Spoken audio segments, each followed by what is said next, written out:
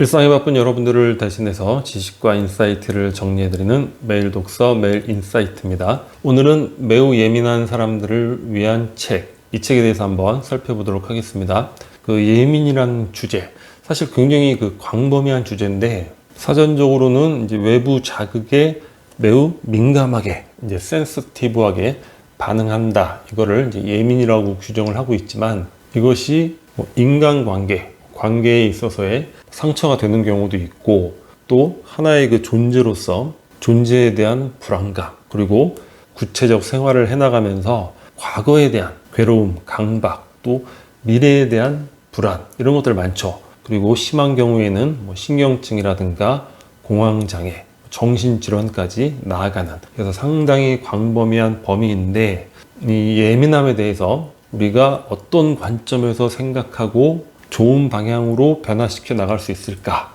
그런 부분에 대해서 간단하게 몇 개만 살펴보도록 하겠습니다. 예민함은 높은 버전이다. 일단은 우리가 예민함에 대해서 부정적이거나 열등한 의식을 가질 필요는 없을 것 같아요. 아니, 남들은 다 평온한 것 같은데 왜 나만 예민한 거야? 나만 왜 이렇게 태어난 거야? 이런 의식은 예민함을 고쳐나가는데 전혀 도움이 되지 않죠. 그래서 예민함이라는 거는 평균적 수준보다 더 높은 버전의 감각을 가지고 있다는 거예요. 그러니까 인류가 살아오면서 이 예민한 감각이 얼마나 필요했겠어요. 여러 위험을 감지하려면 이런 안테나도 발달이 되어 있어야 되고, 그리고 낯선 이들과의 그런 관계에서 얼굴 근육의 미세한 변화, 그런 것으로 평화 또는 갈등, 그런 것들을 예상해 볼 수도 있는 것이고, 그러니까 고성능 카메라와 마이크를 장착하고 매우 복잡한 프로그램이 많이 설치되어 있는 컴퓨터와 같다는 거죠. 남이 보지 못하는 걸 보고, 듣지 못하는 걸 듣고, 생각하지 못하는 걸 생각하는 거예요. 그런데 이게 환경이 바뀌었잖아요. 과거에 우리가 수렵 채집이라면 이런 예민한 안테나가 매우 중요한 존재로 인정을 받을 텐데 지금은 그런 위험이 존재하지 않죠. 만나자마자 상대를 죽이려고 결투를 한다거나 이런 건 상상하기 어렵잖아요. 환경이 바뀌면서 예민함이 긍정적으로 쓰이지 못하고 과도한 감각 에너지가 있으니까 이런 것들이 자신이 감당하지 못하는 고통으로 바뀌었다는 거예요. 자, 현대 사회에서 예민함은 크게 유용하지 않으니 고쳐 나가야 되는데, 여튼 그 인식의 출발, 그거는 예민함이 우리 인류의 디폴트 값이거나 또는 예민함이 보다 높은 버전의 능력을 가지고 있는 것이다. 여기서부터 우리가 시작이 되어야 될 것 같습니다. 오히려 긍정적 감각, 그것을 출발로 하면 보다 편안한 마음으로 고쳐나갈 수 있을 것 같아요. 예민은 시기와 상황의 문제. 저도 인생을 살아오면서 쭉 이렇게 되돌아봤는데 예민했던 시기가 있었어요. 그러니까 흔히 어떤 행동을 해요? 우리가 이불킥. 이런 말을 듣다니, 이런 행동을 내가 하다니, 밤에 잠을 못 자고 괴로운 거죠.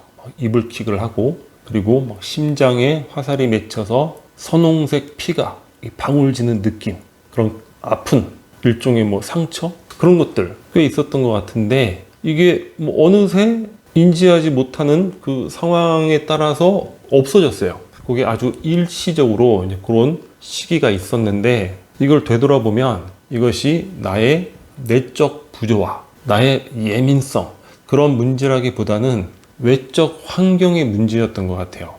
무례한 주변 관계를 많이 갖고 있었다거나, 또는 내가 속한 관계에서 이제 권력 구도가 있잖아요. 권력 구도에서 다소 낮은 위치에 있는 상황. 그러한 하이어라키에서 또 높은 위치에 있는 사람이 또 인성이 별로이거나, 이거는 전적으로 그 외부 환경이라고 할 수 있죠. 그러니까 이런 것도 한번 우리가 생각해 볼 필요가 있을 것 같아요. 내가 예민할 때, 내가 왜 이렇게 예민하지? 내가 문제야. 이게 아니라 외적 환경이 그렇게 형성되어 있는 것이 아닌가.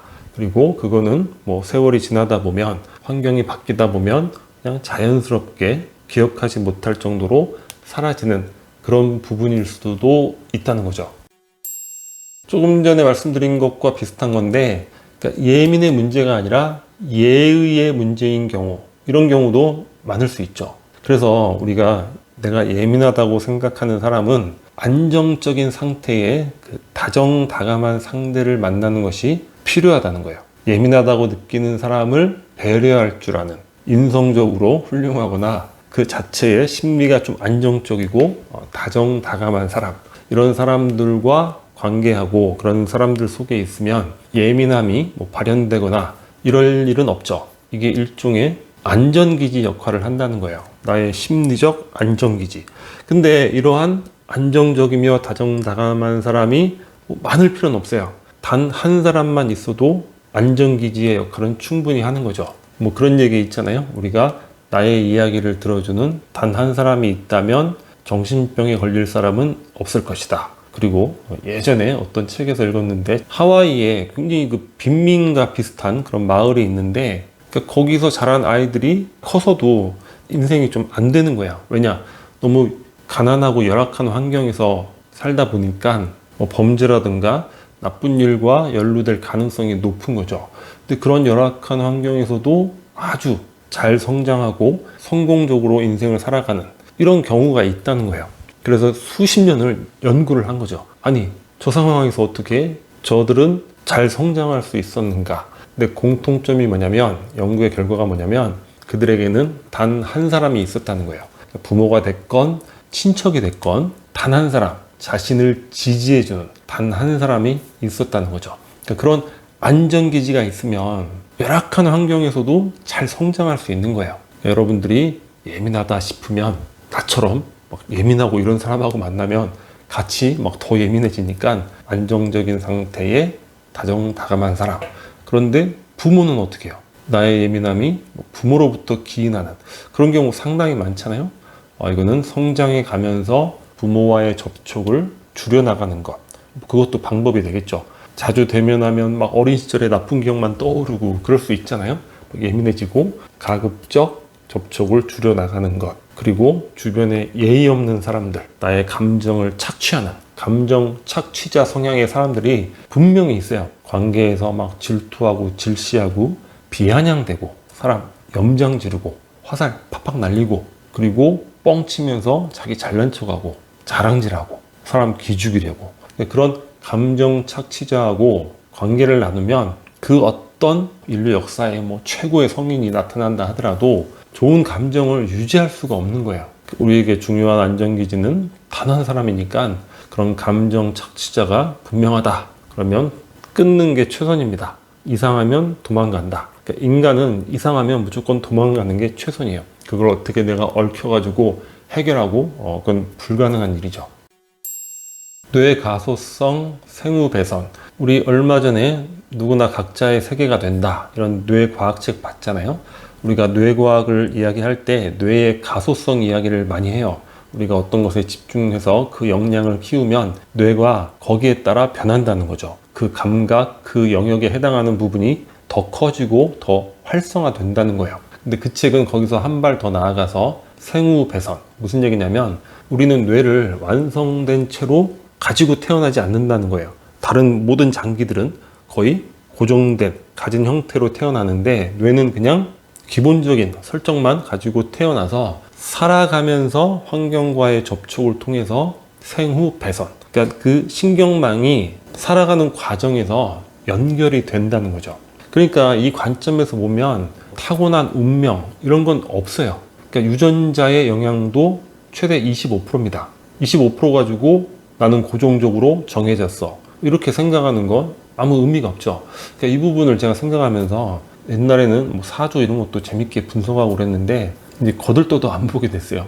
그러니까 고정적으로 정해서 받는 건 없다는 거예요. 내가 살아가면서 이 뇌 자체가 태어난 이후에 배선이 연결되고 그런 거니까 그럴 수가 없는 거죠. 그러니까 예민하다는 것, 이거는 어린 시절에 이제 부모하고의 접촉 이런 게 상당히 중요한 부분인데 또 거기에 절대적으로 핑계댈 필요도 없는 거예요.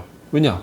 어린 시절은 그랬다 하더라도 그 이후에 내가 또 생후배선은 평생을 가는 거니까 얼마든지 내가 좋은 기억을 쌓아가면서 그걸 극복할 수 있는 거죠. 그러니까 좋은 신경망을 내가 만들어갈 수 있는 거예요. 미움받을 용기에 보면 무늬만 인과관계 그런 얘기가 있죠. 내가 잘못되는 거는 다 어린 시절에 부모 때문이야. 예전에 겪은 그 사건 때문이야. 요 생우배선의 개념, 이 뇌과학적 개념으로 보면 정말 맞는 얘기예요. 그건 무늬만 인간관계죠. 내가 지금 현재가 잘 안 되고 뭘 하기 싫으니까 아유 저것 때문에 난 이럴 수밖에 없는 거야. 이렇게 된다는 거야. 왜냐? 우리는 얼마든지 새로 만들어갈 수 있는데 과거의 그 어떤 하나의 사건 경험으로 내 뇌의 신경망이 고정된다. 이거는 있을 수가 없는 일이잖아요. 그리고 진화라는 게 사실 엄청난 시간이 필요하지만 우리의 의식이 집중되면 진화도 굉장히 빨리 일어날 수 있다고 합니다. 아프리카에서 코끼리를 죽여서 상아를 파는 거예요. 그런데 불과 한두 세대 안에 상아 없는 코끼리가 다 태어난다는 거 아니에요? 주변의 가족들이 상아 때문에 죽는 모습을 보니까. 그러니까 코끼리도 심지어 그런데 우리 인간은 이 심피질이 대단하잖아요? 그러니까 이 심피질의 역량, 의지, 의도적 의식 이런 걸로 인해서 한 세대 안에서도 내 유전자를 변화시켜 나갈 수 있다. 이제는 이런 관점으로 바라봐야 되지 않을까. 그러니까 예민 부분을 과거의 그런 사건으로 아니면 난 그런 걸 타고났으니까 이렇게 생각할 필요 없이 아까 말씀드렸듯이 안정적이며 다정다감한 사람, 의도적으로 그런 친구들과 어울리면서 충분히 고쳐나갈 수 있다. 이렇게 생각하면 또 고칠 수 있는 거죠. 마지막으로 불완전함과 성장인데 우리 인간은 불완전하죠. 완벽할 수가 없어요. 항상 실수를 합니다. 그런데 우리가 이 예민한 것, 괴로운 것 이것이 자신의 어떤 실수에 대해서 그거를 이제 빨리 반성하고 새로운 행동으로 정리하고 넘어가야 되는데 그렇지 못하고 계속 얽혀 있음으로 인해서 또 괴로워하는 경우가 많거든요. 그래서 우리가 인간은 불완전하다. 누구나 실수한다. 실수하지 않는 인간은 아무도 없어요. 그래서 실수에 너무 괴로워하고 이러지 말고 나 인간은 다 실수할 수 있다. 하지만 중요한 거는 그 실수를 통해서 내가 배우는 거예요. 이러면 안 되겠구나. 그래서 그것을 다시는 반복하지 않도록 행동을 개선해 나가는 것. 이게 중요하다는 거죠. 우리가 불완전하기 때문에 우리가 성장을 추구하는 것이고 성장은 실수를 통해 배우고 그 실수를 반복하지 않는 것, 그 속에 존재한다는 것. 예민함에 대한 문제에 있어서도 꼭 참고해 봐야 될 개념이 아닐까 그런 생각이 듭니다. 오늘 영상은 여기서 마치도록 하겠습니다. 캐리커처 구독 버튼이고요. 구독과 좋아요 많이 부탁드리겠습니다. 감사합니다.